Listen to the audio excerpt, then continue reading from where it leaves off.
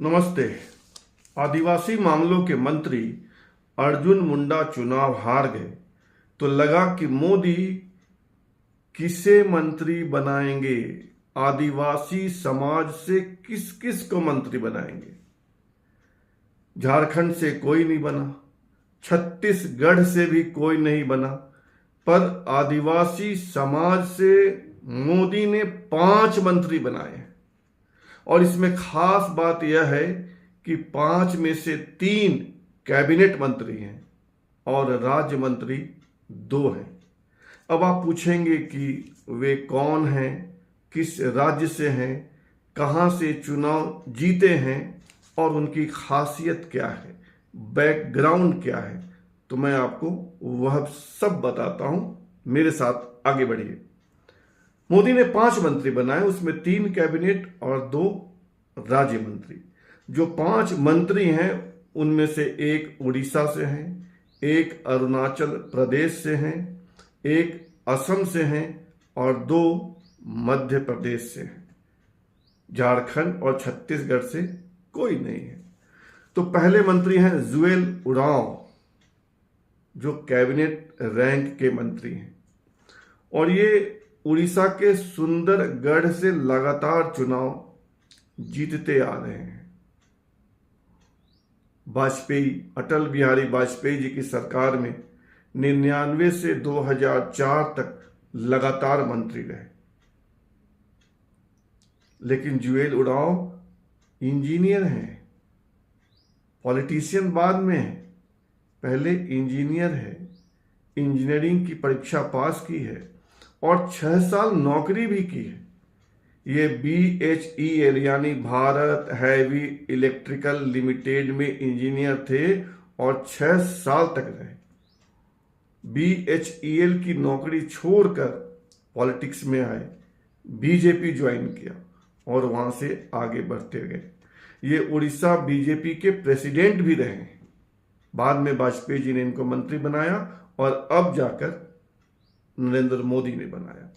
दूसरे मंत्री हैं किरण रिजिजू, जो 2014 से मेंबर ऑफ पार्लियामेंट हैं, यानी लगातार तीसरी बार जीते हैं और 2014 से लगातार मंत्री हैं। 10 साल से लगातार मंत्री हैं। विभाग बदलता रहा है, कभी गृह राज्य मंत्री रहे, मोदी जी ने रविशंकर प्रसाद को मंत्रिमंडल से हटाया तो लॉ मिनिस्टर हो गए और इस बार फिर मिनिस्टर है। किरण रिजिजू अरुणाचल प्रदेश के एक राजनीतिक परिवार से आते हैं। इनके पिता अरुणाचल प्रदेश में विधानसभा के उपाध्यक्ष थे और किरण की पूरी पढ़ाई दिल्ली में हुई है। ये दिल्ली के हंसराज कॉलेज के स्टूडेंट रहे हैं और दिल्ली विश्वविद्यालय से ही इन्होंने लॉ की परीक्षा पास की है। तीसरे मंत्री हैं, किरण भी कैबिनेट मिनिस्टर हैं, तीसरे मंत्री हैं सर्बानंद सोनोवाल। सर्बानंद सोनोवाल भी कैबिनेट मिनिस्टर हैं और ये असम से आते हैं। असम के डिब्रूगढ़ से चुनाव जीते हैं, लगातार जीत रहे हैं। ये लोग मूलतः कछारी जाति से आते हैं, इनको बोलते हैं असम में सोनोवाल कछारी, और ये बर्मी तिब्बती मूल के हैं। कहा जाता है कि असम के ओहोम राजाओं ने इनको असम में बसाया और इनका जो पुश्तैनी काम है वह है सोने की धुलाई, सोने की छपाई, सफाई। इनको बोलते हैं कछारी, कछारी जाति के लोग। और असम में इनको शेड्यूल ट्राइब में रखा गया है, यानी आदिवासी में रखा गया है। सोनोवाल पढ़े लिखे आदमी हैं और इनकी शुरुआत जो हुई थी वो असम गण परिषद से हुई थी। बाद में ये बीजेपी में आए और बीजेपी में बहुत तेजी से तरक्की की। 2009-2010 में बीजेपी में आए थे, बहुत जल्दी बीजेपी के स्टेट प्रेसिडेंट हो गए और 2014 में तो मुख्यमंत्री हो गए असम के। 2019 तक रहे और 19 में इनको मोदी जी ने सेंटर में, केंद्र की राजनीति में ले आया और वहां पे हेमंता बिस्वा शर्मा को मुख्यमंत्री बनाया और ये भी 2019 से लगातार केंद्र में मंत्री हैं और इस बार भी कैबिनेट मिनिस्टर हैं। बाकी 2 जो राज्य मंत्री हैं वे मध्य प्रदेश से हैं। पहले हैं दुर्गादास उइके। दुर्गादास उइके गोंड जनजाति से आते हैं, गोंड आदिवासी हैं, और ये शिक्षक थे, स्कूल में पढ़ाते थे।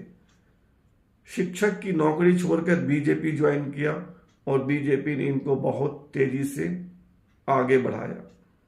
ये दूसरी बार जीते हैं मध्य प्रदेश के बैतूल से और पहली बार मंत्री बने हैं।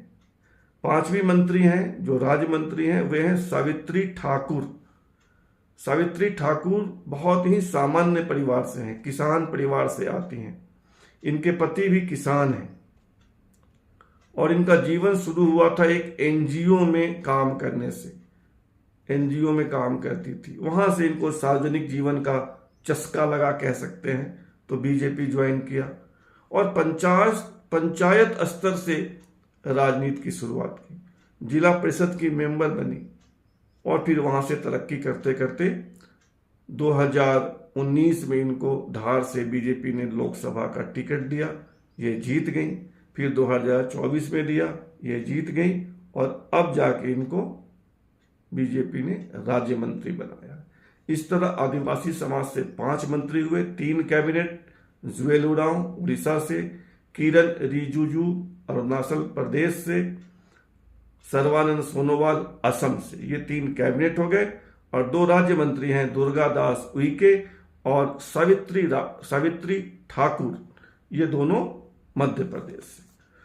फिलहाल इतना ही, धन्यवाद।